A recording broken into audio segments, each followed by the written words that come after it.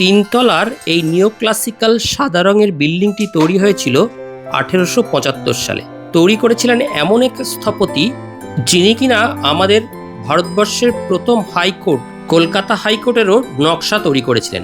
Walter Granville ছিলেন সেই স্থপতি যিনি কিনা 1875 সালে সুদৃশ্য এই সংগ্রহশালাটির প্রধান নির্মাণ কার্যের নকশাকারক। 1814 সালে শুরু হওয়া ইন্ডিয়ান মিউজিয়াম, যা 1875 সালে নবকলেবরে এই বিল্ডিংয়ে বর্তমানে 27 নম্বর জওহরলাল নেহেরু রোড বা পার্ক স্ট্রিটে আসে।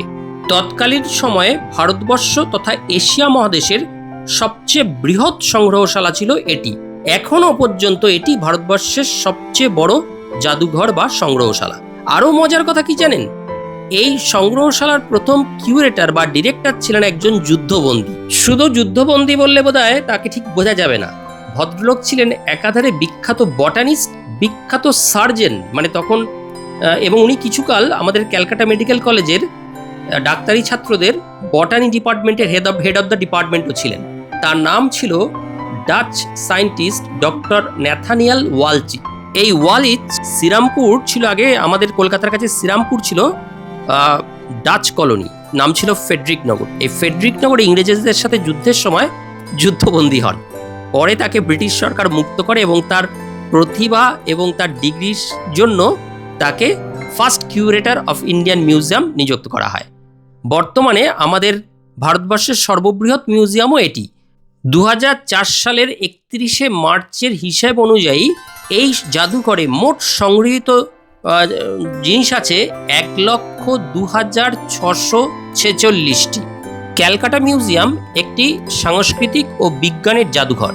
এর 6টি বিভাগ রয়েছে: শিল্পকলা, পুরাতত্ত্ব, নৃতত্ত্ব, ভূতত্ত্ব, প্রাণীতত্ত্ব ও অর্থনৈতিক ও ঔষধি গুণযুক্ত বিভিন্ন প্লান্টের কালেকশনও এখানে রয়েছে।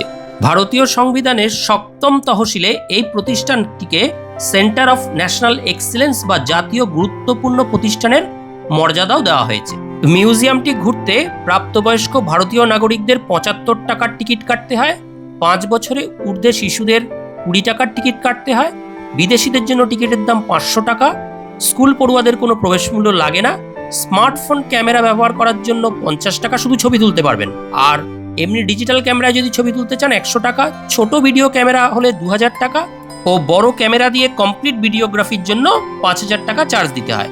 মঙ্গলবার থেকে রবিবার এটি সকাল 10টা থেকে সন্ধ্যা 6টা অবধি খোলা থাকে।